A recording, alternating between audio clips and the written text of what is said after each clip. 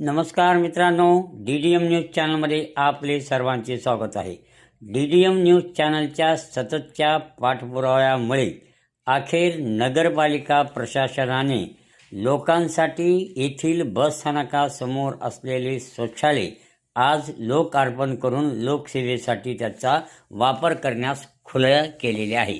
आम्ही DDM news चॅनलच्या वतीने सातत्याने नगरपालिका प्रशासनाला सवाल करून हे शौचालय सुरू करण्यास भाग पाडलेले आहे। यावेळी या लोकार्पण सोहळ्याचे हे थेट प्रक्षेपण आपल्या DDM न्यूज चॅनलच्या सर्व दर्शकांसाठी नगराध्यक्ष साहेब, सीओ साहेब, सर्व उपस्थित नगरसेवक यांच्या उपस्थितीमध्ये अहमदपूर शहरातले सर्व नागरिकांच्या हितासाठी ज्या नगरसेवकांनी या कामासाठी प्रयत्न केलं, काही नगरसेवकांनी आंदोलन पण केले की अहमदपूर शहरामध्ये शौचालय सर्वात पहिलं व्हावं रस्त्यावर। तर या ठिकाणी आज शौचालयाचा लोकार्पण उद्घाटन झालेलं आहे आणि त्या निमित्ताने आज सर्व आपण आले, त्याबद्दल सर्वांचं मनापासून हार्दिक स्वागत आणि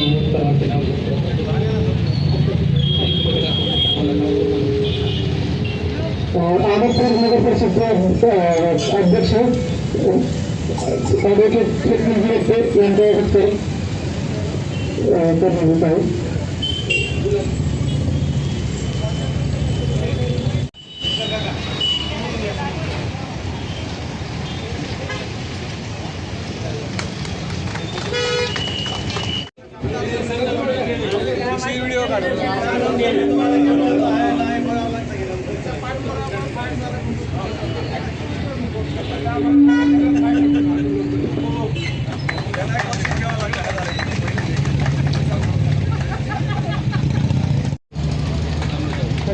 स्वच्छ भारत अभियान अंतर्गत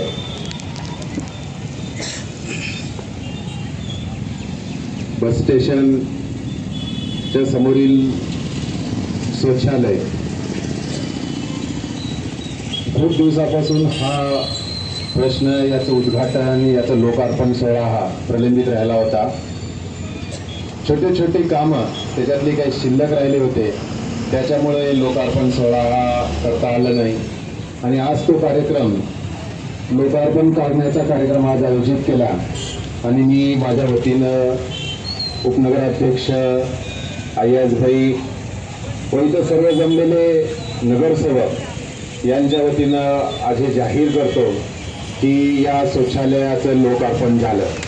त्याचबरोबर एकच शौचालय नाही, तर नगरपालिकेच्या समोर असलेली जी काही कोर्टाची बिल्डिंग आहे त्याच्या बाजूला शिल्लक असलेली जी काही नगरपालिकेची जागा आहे, त्या जागेमध्ये सुद्धा स्वच्छ महाराष्ट्र या अभियानांतर्गत तिथे एक शौचालय बांधण्याचा ठराव आत्ताच झालेला आहे।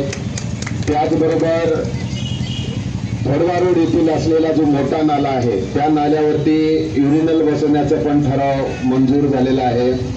त्याचबरोबर चोंडा